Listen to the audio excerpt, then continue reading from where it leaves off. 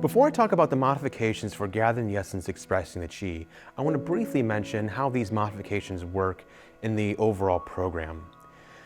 So this program is actually kind of like Legos.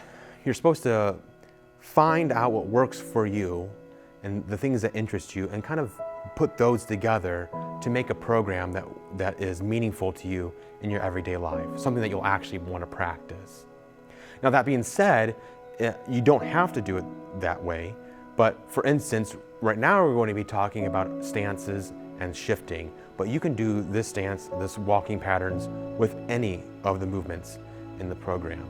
And that's what makes this so powerful. Not only is the mindfulness taught separately, so that way you can begin adding that in your daily life outside of Tai Chi, but also that you can begin adding these movements. So when you become comfortable with this program, when you have done the movement several times, and you're beginning to get comfortable with it, you can challenge yourself by changing up some of the patterns in which you do it.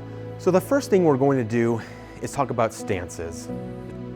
All Tai Chi movements require a solid base, a solid foundation for you to build on. So the first modification isn't really a modification in the sense that you should always be practicing in a slightly squatted position.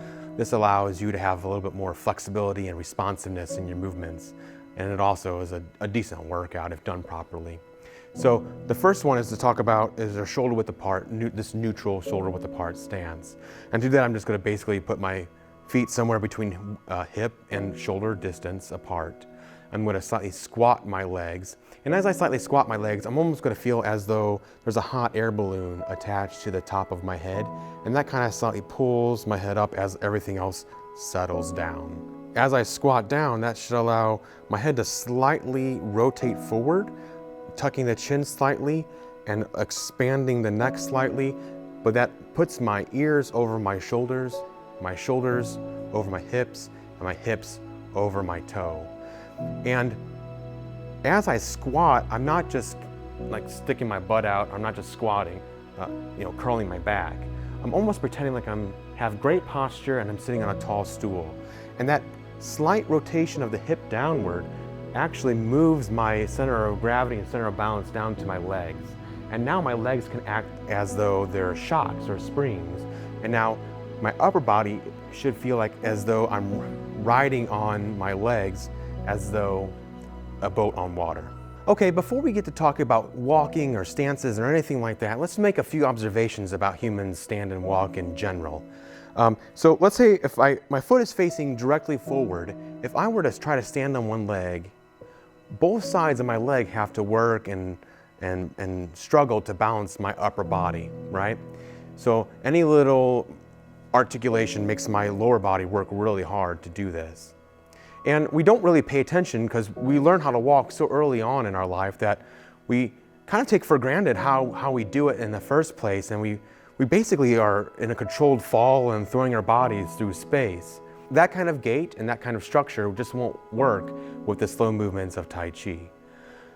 So observing that if both sides of my leg have to work to balance myself, if I turn my foot slightly out at an angle, somewhere between maybe like 10 and 35 degrees to the side, I notice that now basically the outside of my leg has to do most of the work.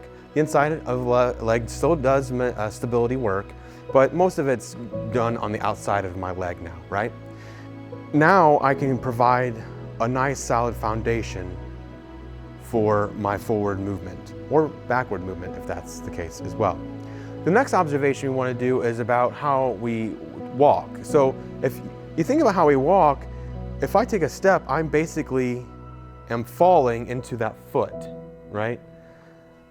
We don't really pay attention to how we do that. As long as nothing's in our way or we don't stub our toe on some hidden object on the floor, we don't really notice that we're actually falling into space as we put our foot and leg forward. And with as slow as we're going to be going in Tai Chi, we don't want to have that separation, that falling being so uncontrolled. We want to have control of our movements throughout the entire movement. And there really should be no difference between one movement starting and another movement beginning as well. The next thing to notice is that if I take a step forward, I can only reach so far without compromising my upper body. So if I reach my foot out to put my heel down, it's only about half inch maybe in front of the other foot. And that's about as far as I can go without compromising my balance, without throwing my leg forward or falling forward into my foot. To do a Tai Chi step, what I'm going to do is I'm going to again get in my shoulder width apart stance and squat a little bit. It's now all my body weight's going into my legs, which is great because now all I have to do to move my body around is to shift my legs in one way or another.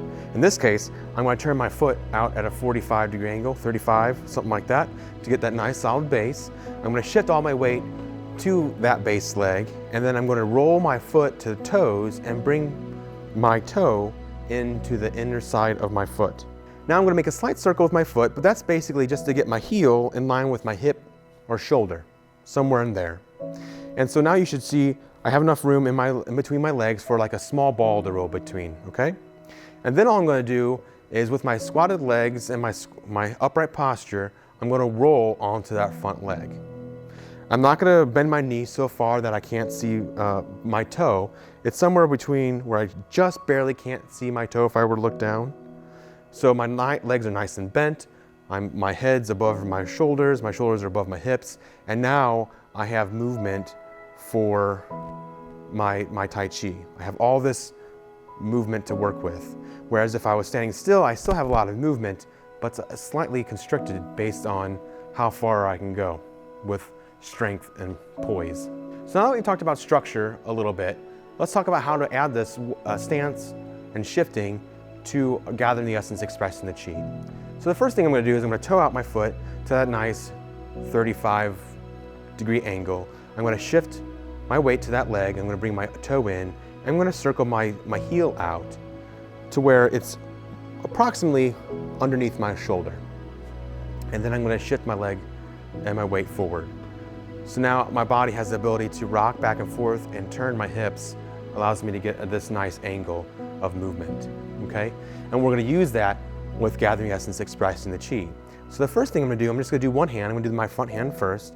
I'm going to shift back onto my back leg. And as I do, see how that naturally kind of brings my front hand around? I'm going to kind of maximize that, and I'm going to shift my body weight forward.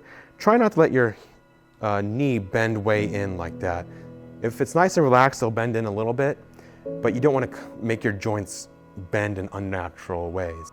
Seeing how my hand naturally wants to kind of follow where my hip goes, I'm going to build on that movement. I'm going to add to that, capitalize on that momentum.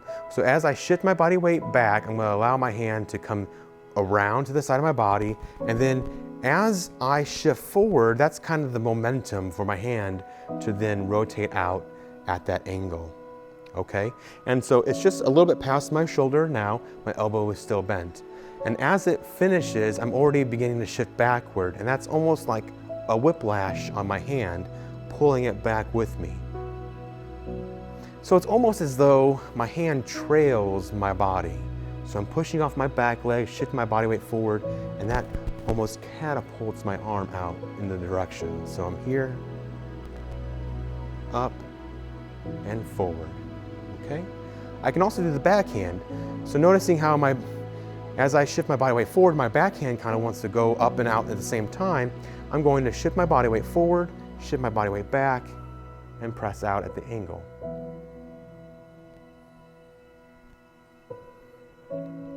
Okay? Now I can do both hands at the same time. They switch. I shift forward and press.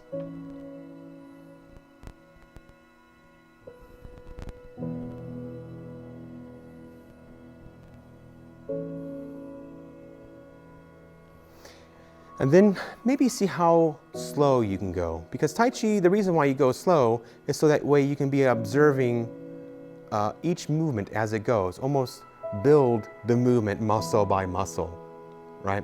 So that's the point of going slow, is so that way you can be objective as to how your body moves. Am I in balance? Am I tight? Where am I tight? Can I relax that part of the body? So that's how to do gathering the essence, expressing the chi in a stance. A couple pointers that might be useful is if you're feeling like you're being bound here in like the knee and the hip area, odds are you're a little tight in the back and the hips. Just go ahead, squat a little bit, and that should allow for a little bit more freedom of movement. If your body weight's off of it, some people naturally bend that leg in. Just be aware of whether if your knees are flexible and your hips are flexible, or if you're tight and you're pulling that leg in. You just don't want to have unnatural weight on unnaturally bent joints. So just be cognizant of how you're moving and take some time and practice this.